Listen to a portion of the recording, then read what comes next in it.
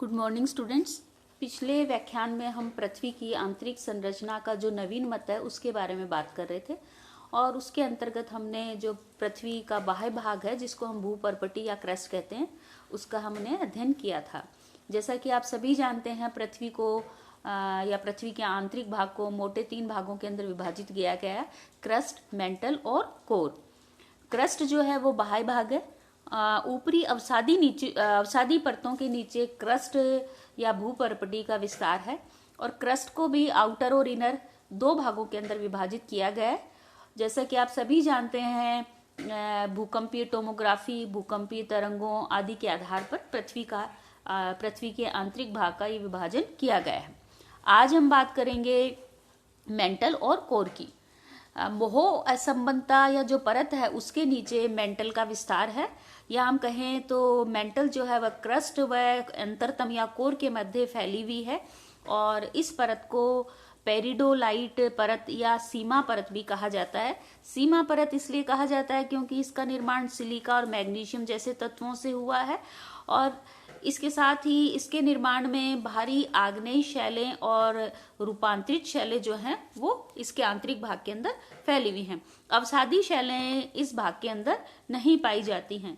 रासायनिक प्रकृति हम देखें तो एक क्षारीय प्रकृति की है और पृथ्वी के कुल आयतन का लगभग 83% भाग इस परत ने घेर रखा है और इसका द्रव्यमान जो है वो कुल पृथ्वी के द्रव्यमान का 68% द्रव्यमान है।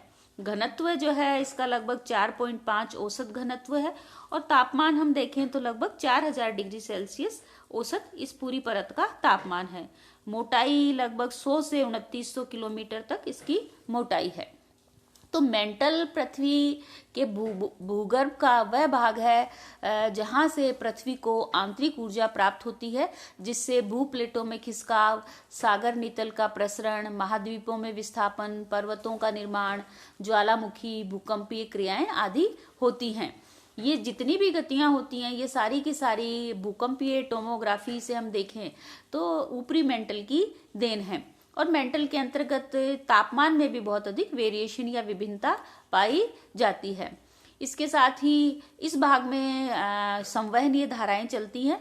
जो ये संवहनीय धाराएं ऊपर की ओर उठती रहती हैं और नीचे से ऊपर की ओर आने में इनको लाखों वर्षों का समय लग जाता है।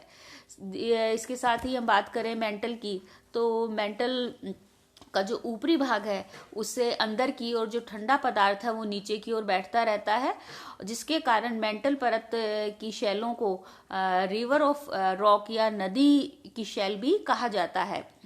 ये लावा नहीं, जबकि हम देखें लावा नहीं, गर्म चट्टानों का प्रवाह जो है वो जो पिघली हुई डामर होती है उसके समान होता है। ये लावा या आंतरिक भाग की जो द्रवित शैलें जो हैं ये मंद गति से गहराई के ऊपर की ओर प्रवाह करती हैं और ठंडी शैलें जो है वो नीचे की ओर जाती हैं। तो मेंटल की जो मोटाई हमने बात की लगभग 2900 किलोमीटर मोटाई है और इसको भी भूकंपीय लहरों की गति और घनत्व में अंतर के आधार पर 2 भागों में बांटा गया है। ऊपरी मेंटल जिसको एस्थेनोस्फीयर भी कहा जाता है और दूसरा निचला मेंटल जिसको मेसोस्फीयर के नाम से भी जानते हैं। तो ऊपरी भाग जो है इसको एस्थेनोस्फीयर यानी इसको दुर्बलता मंडल के नाम से भी जानते हैं क्योंकि वीक जोन है। यहाँ की शैलें पिघली हुई प्लास्टिक की भांति आंशिक तरल अवस्था के अंदर हैं और ये खासकर महासागरों के नीचे जो है वो गहरे रंग की होती हैं। घनत्व हम देखें तो 3.1 से 4.7 के मध्य इसका घनत्व है और तापमान लगभग 1000 डिग्री से लगभग 3700 डिग्री सेल्सियस इसका तापमान है। मोटाई है इसकी लगभग 100 से 1700 किलोमीटर तक। ये दोनों मेंटलों में हम देखें तो खासकर आंतरिक मेंटल की अपेक्षाकृत ये हल्की शैलों से निर्मित है और इस क्षेत्र को जोन ऑफ लो वेलोसिटी या निम्न गति का मंडल भी कहा जाता है क्योंकि इसमें पी जो तरंगे हैं उनकी गति परिवर्तित हो जाती है। अर्थात हम बात करें तो लगभग 100 से 200 किलोमीटर की गहराई जो है उसमें भूकंपीय लहरें मंद हो जाती हैं, इसलिए इसे निम्न गति के मंडल के नाम से भी जानते हैं। इसके साथ ही इस क्षेत्र मंडल के या क्षेत्र के जो मुख्य खनिज हैं वो पेरिडोटाइट, ओलिविन, गार्नेट, पायरोक्सिन आदि हैं। और इसमें खनिजों के सल्फाइड्स जो हैं वो बहुत अधिक मात्रा के अंदर पाए जाते हैं। दूसरा जो है वो है आंतरिक मेंटल, यानी बाह्य मेंटल से के अंदर का जो भाग है, यानी 1700 किलोमीटर से लेकर 2900 किलोमीटर की गहराई तक के भाग को हम आंतरिक मेंटल के नाम से जानते हैं। इसके साथ हम इस मेंटल की हम बात करें तो ये मिश्र धातुओं और सिलिकेट्स का संक्रमण क्षेत्र कहा जाता है, क्योंकि यहाँ की जो मेटल्स हैं वो मिश्रित रूप में हैं और सिलिकेट्स के रूप में पाई जाती हैं। यहाँ की जो शैलें हैं उनकी प्रकृति हम देखें तो अल्ट्रा बेसिक नेचर की हैं, और जो मुख्य खनिज जो यहाँ पर पाए जाते हैं ये है मैग्नीशियम, कैल्शियम और लोहा। शैलें यहाँ की पिघली हुई प्लास्टिक जैसी हैं और घनत्व बाह्य मेंटल से थोड़ा सा ज्यादा, यानी लगभग 4.75 से लगभग 5 के मध्य इसका औसत घनत्व है। और मोटाई जैसे कि अभी हमने बात की 1700 से 2900 किलोमीटर तक इसकी मोटाई है। इसकी जो निचला भाग है वो एक असंबंधता परत से बना हुआ है, जिसको गुटेनबर्ग विचर्ड या ओल्डहम असांतत्य या असंबंधता परत के नाम से जानते हैं। इस गुटेनबर्ग विचर्ड या ओल्डहम जो असांतत्य है ये लगभग 2900 किलोमीटर की गहराई पर पाई जाती है। और यहाँ जो एस और पी तरंगे जो हैं, एस तरंगे तो यहाँ रुक जाती हैं, इससे आगे गहराई की और एस तरंगे नहीं जाती, और पी तरंगों की गति जो है उसके अंदर कमी आ जाती है। तो एक तरह से ये मेंटल और कोर के मध्य का ये गुटेनबर्ग विचर्ड जो असांतत्य है वो इन दोनों के मध्य का क्षेत्र है। इस सीमा या असंबंधता के सहारे घनत्व में अत्यधिक परिवर्तन होता है, जिसके कारण लहरें जो है चुंबकीय भूकंपीय लहरें जो हैं उनकी गति में परिवर्तन आ जाता है। और इससे नीचे की ओर जाने पर भूकंपीय लहरों की गति में वृद्धि होती है। और इसके साथ ही इससे गहराई की ओर हम जाएंगे तो घनत्व में भी तीव्र परिवर्तन होता है, यानी घनत्व के अंदर बढ़ोतरी होती है। तो जो मेंटल क्षेत्र जो है ये पृथ्वी का मध्यवर्ती क्षेत्र है। इसके साथ हम बात करें तो मेंटल की क्षैतिज संरचना जो है वो अलग प्रकार की या विविधतापूर्ण है। मेंटल के अंदर सर्वाधिक गर्म भाग जो है वो अफ्रीका महाद्वीप के नीचे कोर और मेंटल की सीमा पर मिलते हैं। इसलिए अफ्रीका के नीचे का जो जितना भी मेंटल है उसका अधिकांश भाग तरल है। साथ ही ऑस्ट्रेलिया, दक्षिणी अमेरिका का प्रशांत महासागरीय तट है, लेब्राडोर सागर के नीचे जो मेंटल में पर्वत श्रेणियों के उभार हैं, साथ ही दक्षिण पश्चिमी प्रशांत महासागर, पूर्वी द्वीप समूह और दक्षिणी यूरोप के नीचे जितनी भी हमें पिचकी हुई या धसी हुई या गर्तनुमा जो आकृतियाँ मिलती हैं वो इसी के कारण है। और इसके साथ जहाँ कोर के अंदर या मेंटल जो है इसके अंदर कोर और मेंटल की सीमा पर जो तत्व या जो शैलें हैं वो ऊपर की ओर उठती हैं, जिसके कारण कोर का कुछ भाग जो है ऊपर की ओर प्रक्षेपित हो जाता है। और जब ऊपर से संवहनीय धाराएं ठंडी होकर नीचे की ओर आती हैं तो वहां का क्षेत्र जो है वो नीचे की ओर दब जाता है। तो इसलिए इस क्षेत्र को कोर मेंटल की सीमा को D" के नाम से भी जाना जाता है, जिसके कारण यहाँ पर हमें अलग अलग प्रकार की विभिन्न प्रकार की स्थलाकृतियां जो है वो आंतरिक भाग के अंदर नजर आती हैं। अब हम बात करेंगे आंतरिक भाग की या कोर की या अंतरतम की। पृथ्वी का आंतरिक भाग है और इसका विस्तार लगभग 2900 किलोमीटर से लेकर 6371 किलोमीटर तक, यानी पृथ्वी के केंद्र तक इसका विस्तार है। इसको निफे परत भी कहा जाता है, यानी इसका निर्माण निकल और फेरस, निकल या लोहे से बना हुआ है, इसलिए इसको निफे लेयर के नाम से भी आम भाषा में जाना जाता है। इसका घनत्व मेंटल की घनत्व से 2 गुना अधिक है और इसका आयतन जो है वो समस्त पृथ्वी के आयतन का मात्र लगभग 16% और द्रव्यमान जो है वो समस्त पृथ्वी के द्रव्यमान का लगभग 32% है। घनत्व है इस परत का औसत लगभग 11 और तापमान की हम बात करें तो सर्वाधिक गर्म परत है, जिसके कारण इसका तापमान लगभग 3700 से 6000 डिग्री सेल्सियस के मध्य इसका तापमान है।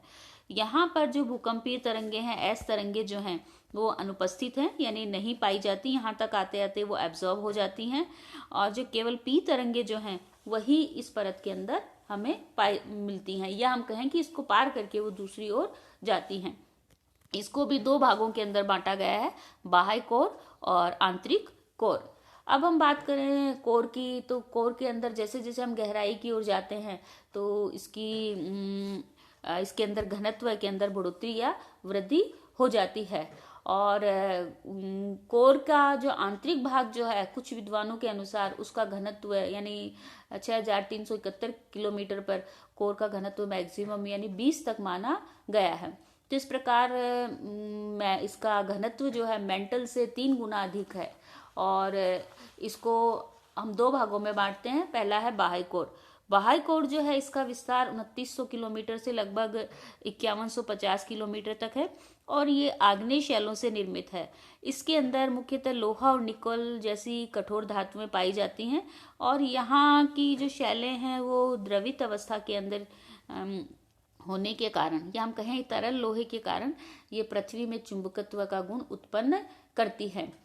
इसके साथ ही कुछ जो भौतिक भूशास्त्री जो हैं वो इस बाह्य कोर को सीमेंट बजरी का जो गीला मिश्रण होता है उसके समान मानते हैं, क्योंकि इसमें भूकंपीय लहरों की गति जो है वो एनीट्रिफिक अर्थात ऐसी गति जो उत्तर दक्षिण दिशा के समानांतर तो तीव्र हो परंतु विषुवत रेखा के समानांतर धीमी हो।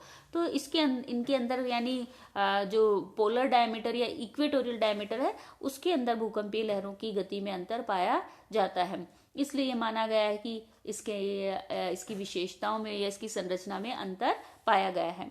अब हम बात करें आंतरिक कोर की।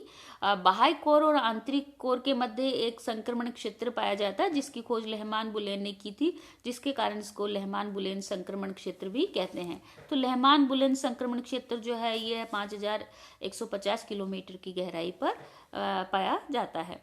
अब बात करें हम आंतरिक कोर की, तो आंतरिक कोर का विस्तार 5150 किलोमीटर से लेकर 6,371 किलोमीटर यानी पृथ्वी के केंद्र भाग तक इसका विस्तार है।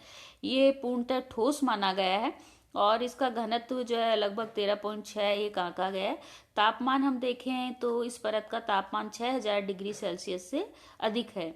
यहाँ पर पी जो वेव्स हैं उनकी गति लगभग 11.2 किलोमीटर प्रति सेकंड हो जाती है। और रचना हम देखें इसकी तो धात्विक पदार्थों खासकर लोहा और निकल से इसकी रचना हुई है। तो इसके साथ ही इस क्षेत्र के अंदर लोहा, निकल और कुछ मात्रा में सल्फर से निर्मित ठोस इसका भाग है जो खासकर सफेद गर्म जैसा है। और साथ ही यहाँ दबाव, प्रेशर बहुत अधिक होता है, तापमान बहुत अधिक होता है। तो अत्यधिक दबाव के कारण और उच्च तापमान के बावजूद भी ये ठोस जो है वो पिघल नहीं पाता, क्योंकि यहाँ पर प्रेशर जो है वो बढ़ जाता है। इसलिए इसे मेटेलिक कोर या धातु कोर के नाम से भी जाना जाता है। पृथ्वी की अत्यधिक चुंबकीय जो पृथ्वी का जो मैग्नेटिज्म या चुंबकीय जो गुण है वो इन लोह धातुओं के कारण ही है। और इसके साथ ही हम बात करें तो एस वेव्स जो है यहाँ पर उनकी गति में भी परिवर्तन आ जाता है। तो ये तो थे पृथ्वी के तीनों भाग जो रिसेंट व्यूज हैं हम कह सकते हैं, जिसके आधार पर जिनको क्रस्ट, मेंटल और कोर के अंदर बांटा गया है। तो अतः हम बात करें तो भूकंपीय लहरों पर आधारित जो नवीनतम टोमोग्राफी है उसकी सहायता से पृथ्वी कई परतों में बटी हुई है, या हम कहें कई परतों का पिंड है, जिसमें ठोस आंतरिक कोर, तरल बाह्य कोर, मोटा मेंटल, मुलायम एस्थेनोस्फीयर और कठोर स्थलमंडल या क्रस्ट जो है वो उससे बनी हुई है। तो कहने का मतलब है जो बाह्य भाग है वो अत्यधिक कठोर है, उसके नीचे थोड़ा सॉफ्ट पार्ट है और उसके बाद में थोड़ा सा लिक्विड पार्ट है और उसके बाद जो आंतरिक भाग है वो अत्यधिक ठोस है। आंतरिक भाग का ध्यान में रखिए या इनर कोर का ठोस होने का कारण पृथ्वी के आंतरिक भाग में हम गहराई की ओर जाते हैं तो प्रेशर बढ़ता जाता है। तो वहाँ का प्रेशर अधिक होने के कारण या आंतरिक भाग में प्रेशर अधिक होने के कारण वो ठोस है। और उसके बाह्य भाग जो है वो द्रवित अवस्था के अंदर होता है। या फिर पहले भी हमने बात की थी जहां पर भी प्रेशर में कमी आती है किसी भी कारण से, पृथ्वी के वीक जोन्स हैं वहां पर, जिसके कारण गहराई की ओर हम जाते हैं तो तापमान में बढ़ोतरी होती है। लेकिन जैसे ही प्रेशर हटता है तो अधिक तापमान के कारण शैलें जो है वो शीघ्रता से ही द्रवित अवस्था के अंदर आ जाती हैं। तो हम ऐसी कल्पना करें कि पृथ्वी के आंतरिक भाग में संपूर्ण भाग गैसीय है या द्रवित है, ऐसा नहीं है। जो पृथ्वी का आंतरिक भाग है वो एकदम ठोस है, और उसके बीच का, उसका बाहर का थोड़ा सा द्रवित, और बाह्य भाग जो जिस क्रस्ट जो है वो अत्यधिक कठोर है, जो कि अवसादी शैलों के नीचे फैला हुआ। तो ये तो था पृथ्वी की परतें जो है उसके बारे में हमने एक आउटलाइन या हमने मोटा मोटा अध्ययन किया है। साथ ही हम बात करें तो जितने भी हमारे उपकरण हैं, उन उपकरणों के द्वारा हम पृथ्वी की आंतरिक भाग के बारे में अभी भी कयास लगाने का प्रयास कर रहे हैं, या और अधिक विस्तृत अध्ययन करने का हम प्रयास कर रहे हैं। खासकर ऐसे पृथ्वी के जो वीक क्षेत्र हैं या कमजोर क्षेत्र हैं, जैसे जहाँ भूकंप आते हैं, ज्वालामुखी आते हैं, उन क्षेत्रों के द्वारा पृथ्वी के आंतरिक भाग के बारे में और अधिक गहन अध्ययन करने का प्रयास किया जा रहा है। तो मोटे तौर पे हम बात करें तो पृथ्वी को क्रस्ट, मेंटल और कोर यानी अनियन लेयर सिस्टम जिसको कहा जाता है, पृथ्वी को प्याजवत भूगर्भ इसकी संरचना मानी गई है। ये इस परिकल्पना के आधार पर इसको 3 भागों के अंदर विभाजित किया गया है। धन्यवाद।